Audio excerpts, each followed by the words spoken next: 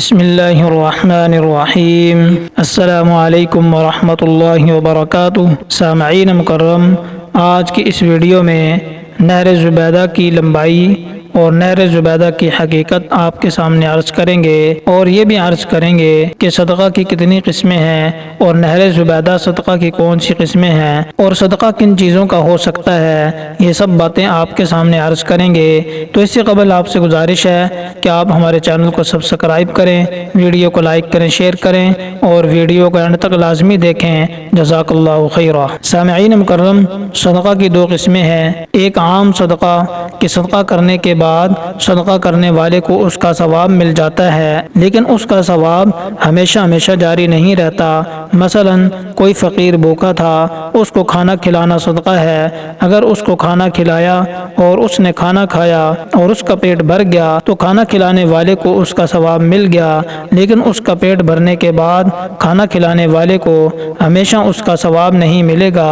اسی طرح کوئی بیمار ہے، اس کو علاج کے لیے پیسے دے دیے، اس نے علاج کروا لیا اور وہ ٹھیک ہو گیا تو پیسے دینے والے کو اس کا ثواب مل گیا، لیکن اس کا ثواب ہمیشہ جاری نہیں رہے گا۔ تو ایک صدقہ یہ ہوا، یہ بھی عبادت ہے، اس کا بہت بڑا ثواب ہے، اس میں بھی حصہ لینا چاہیے۔ صدقہ کرنے کی آسان ترکیب یہ ہے کہ ہر شخص اپنی آمدنی کا کچھ حصہ اللہ کے راستے میں صدقہ کرنے کے لیے مخصوص کر لے، چاہے 1% ہو، یعنی 100 روپے پر 1 روپیہ دے، یا 1000 روپے پر 10 روپے دے، اور 10,000 روپے پر 100 روپے دے، اور اس قدر صدقہ وہ باقاعدگی سے ماہوار یا ہفتہ وار ادا کرتا رہے، اور اتنا معمولی صدقہ ہر شخص بآسانی دے سکتا ہے، لہذا نفلی صدقہ دینے کا کچھ نہ کچھ دائمی معمول بنانا چاہیے۔ صدقہ کرنے کی فضیلت یہ ہے، حدیث شریف میں آتا ہے، نبی علیہ السلام نے فرمایا، ہر صبح جب دن چڑھتا ہے تو 2 فرشتے آسمان سے اترتے ہیں،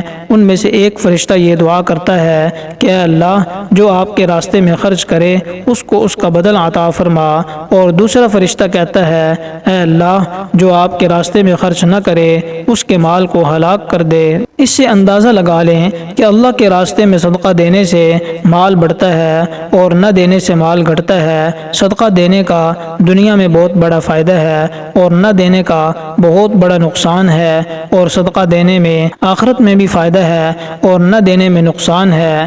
آخرت میں اس کا فائدہ یہ ہے کہ کم از کم اس کا 10 گنا ثواب ہوگا۔ مثلا کوئی شخص 1 روپیہ صدقہ کرے گا تو اللہ تعالیٰ کم از کم اس کو 10 گنا ثواب عطا فرمائیں گے، اور اگر اللہ تعالیٰ چاہیں تو اس کا ثواب اس سے بھی بڑھا سکتے ہیں، جیسا کہ حدیث شریف میں آتا ہے، نبی علیہ السلام نے فرمایا کہ جو شخص اپنی حلال کمائی سے کھجور کے برابر صدقہ کرتا ہے تو اللہ تعالیٰ اس کے صدقے کو اپنے دائیں ہاتھ سے قبول فرماتے ہیں، اور پھر اس صدقہ کو صدقہ دینے والے کے لیے اس طرح پالتے ہیں جیسا کہ کوئی شخص بچڑا پالتا ہے، یہاں تک کہ وہ صدقہ یا اس کا ثواب پہاڑ کی مانند ہو جاتا ہے۔ اور ایک روایت میں یہ آتا ہے کہ وہ صدقہ احد پہاڑ کے برابر ہو جاتا ہے۔ تو کہاں کھجور کا ایک ٹکڑا اور کہاں احد کا پہاڑ۔ احد کا پہاڑ مدینہ کے پہاڑوں میں سے سب سے بڑا پہاڑ ہے، لیکن صدقہ کی قبولیت کے لیے کچھ شرائط ہیں۔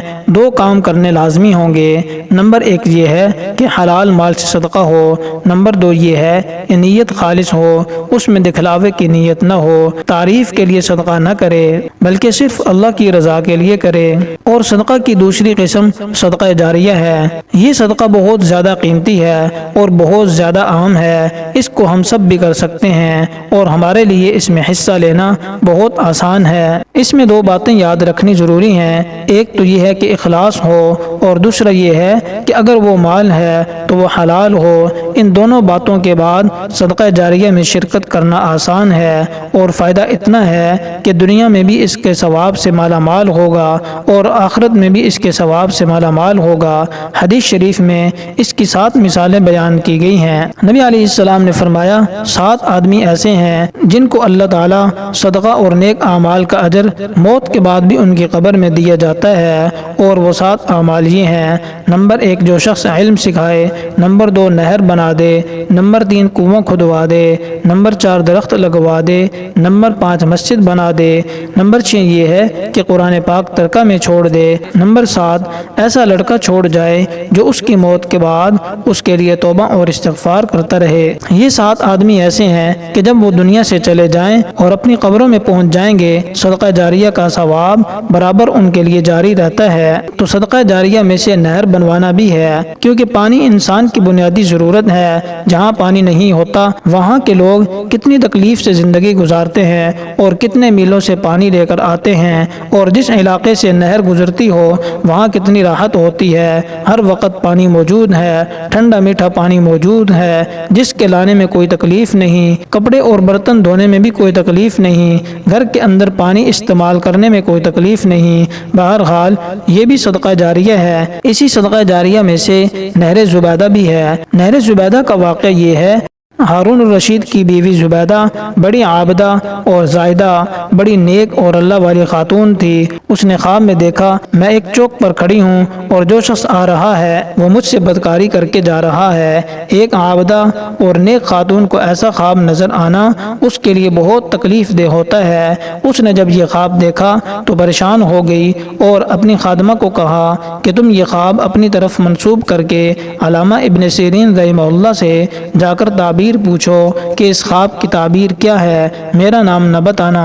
اپنا اس نے نام بتانے سے اس لیے منع کیا کہ اس نے سوچا بظاہر اس قسم کے خواب کی تعبیر بہت خراب ہوگی جو میرے لیے رسوائی کا باعث ہوگی، لہذا اس کے کہنے کے مطابق خادمہ نے علامہ ابن سیرین سے جا کر پوچھا کہ حضرت میں نے اس قسم کا خواب دیکھا ہے، اس کی تعبیر کیا ہے؟ علامہ ابن سیرین رحمہ اللہ نے جب خواب سنا تو فرمایا یہ تیرا خواب نہیں ہے، یہ تیرا خواب نہیں ہو سکتا، ایسا خواب ہر کوئی نہیں دیکھ سکتا، یہ خواب کسی خوش نصیب کا ہو سکتا ہے، یہ تو بہت اچھا اور اہم خواب ہے، سچ بتائیں کس کا خواب ہے؟ خادمہ نے کہا حضرت جس کا یہ خواب ہے اس نے نام بتانے سے منع کیا ہے۔ علامہ ابن سیرین نے فرمایا جا کر اس سے اجازت لے کر آؤ ورنہ میں خواب کی تعبیر نہیں بتاؤں گا۔ خادمہ زبیدہ کے پاس آئی اور کہا کہ حضرت نے فرمایا ہے کہ یہ تیرا خواب نہیں ہے، جس کا خواب ہے اس کا نام بتاؤ، تعبیر تب بتاؤں گا۔ حضرت سمجھ گئے ہیں کہ یہ میرا خواب نہیں ہے، کسی اور کا خواب ہے۔ زبیدہ نے خادمہ سے کہا اچھا جا کر میرا نام بتا دو کہ زبیدہ نے یہ خواب دیکھا ہے۔ خادمہ نے جا کر عرض کی کہ حضرت زبیدہ نے یہ خواب دیکھا ہے۔ علامہ ابن سیرین نے کہا کہ اسی لیے میں نے کہا تھا کہ یہ تیرا خواب نہیں ہے، ایسا خواب ہر کوئی نہیں دیکھ سکتا، یہ تو کسی خوش نصیب کا خواب ہے۔ پھر علامہ ابن سیرین رحمہ اللہ نے تعبیر بتائی کہ اللہ تعالیٰ زبیدہ کے ہاتھ سے ایک ایسا صدقہ جاریہ قائم فرمائیں گے جس سے رہتی دنیا تک لوگوں کو فائدہ پہنچے گا۔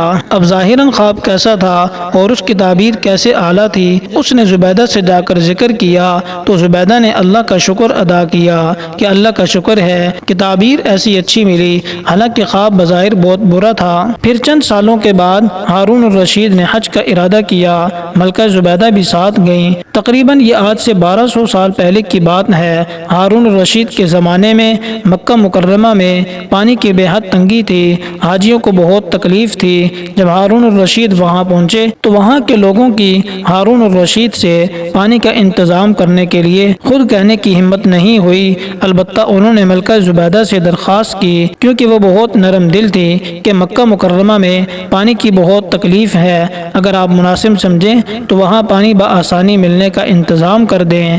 ملکہ زبیدہ کی سمجھ میں یہ بات آئی کہ یہ تو بہت اہم جگہ ہے، یہاں دوسرے ممالک سے بھی لوگ آتے ہیں، ان کو پانی کی بہت تکلیف ہوتی ہے، یہ تکلیف ان کی دور کرنی چاہیے۔ ملکہ زبیدہ نے ہارون الرشید سے اس کی اجازت مانگی تو اجازت مل گئی۔ اس وقت اسلام دنیا میں اپنے عروج پر تھا اور افسوس یہ ہے کہ آج زوال پذیر ہے۔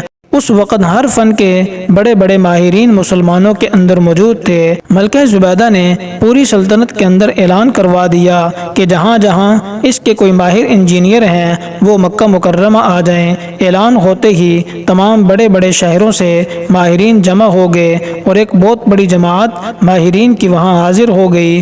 ان سے ملکہ زبیدہ نے کہا مجھے مکہ مکرمہ کے کونے کونے اور گلی گلی میں پانی چاہیے، کیسے آئے گا اور کہاں سے آئے گا یہ کام تمہارا ہے، سب مل کر منصوبہ بناؤ، مجھے بہرحال یہاں پانی چاہیے۔ سارے انجینئر سر جوڑ کر بیٹھ گئے، سب نے مشورہ کیا اور بیٹھ کر ایک نقشہ بنایا اور مکہ مکرمہ کے چاروں طرف نہر زبیدہ کا جال بچھا دیا۔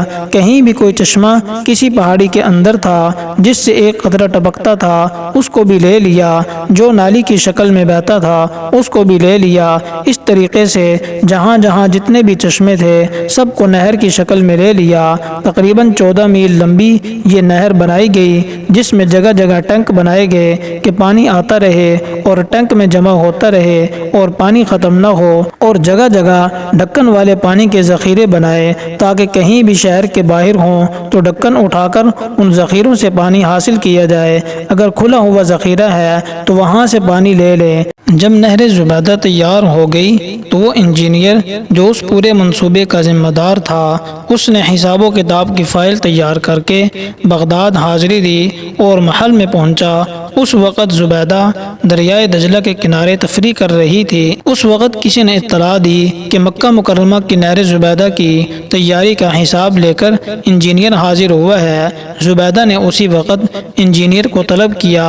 انجینئر نے فائل پیش کی اور عرض کی کہ ملکہ صاحبہ یہ نہر زبیدہ کے منصوبے کی تکمیل کے حساب و کتاب کا فائل ہے، آپ نے جو حکم دیا تھا وہ میں نے پورا کر دیا، اب آپ اس کو دیکھ سکتی ہیں، اور مکہ مکرمہ کی گلی گلی اور کوچے کوچے میں پانی کا انتظام ہے۔ اب مکہ مکرمہ کے رہنے والوں اور حج عمرہ کرنے کے لیے آنے والوں کو انشاءاللہ کسی قسم کی پانی کی کوئی تکلیف نہیں ہوگی۔ اب یہ حساب آپ کے سامنے ہے، آپ حساب لے لیں اور مجھے اجازت دے دیں۔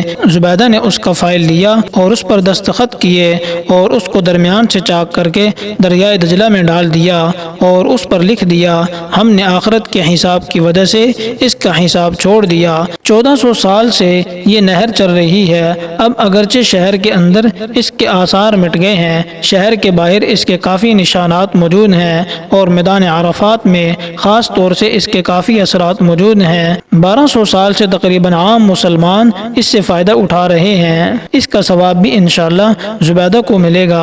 اور اگر یہ بات درست ہے کہ اب اس کو زمزم کے کنویں میں ملا دیا ہے تو زمزم چونکہ ساری دنیا میں جا رہا ہے اس لیے یہ اس کے ثواب میں مزید اضافے کا باعث بنتا رہے گا۔ بہرحال یہ نہر زبیدہ جو ایک صدقہ جاریہ ہے، جتنے لوگ اس کو پئیں گے، جتنے آدمی اس سے غسل کریں گے، کپڑے پاک کریں گے، مسجد صاف ہوگی، اس کا اجر و ثواب بھی انشاءاللہ اس کو ملتا رہے گا۔ تو سامعین مکرم یہ نہر زبیدہ کی تفصیل تھی۔ اللہ تبارک و تعالی ہمیں بھی صدقہ جاریہ میں حصہ لینے کی توفیق عطا فرمائے۔ السلام علیکم ورحمۃ اللہ وبرکاتہ۔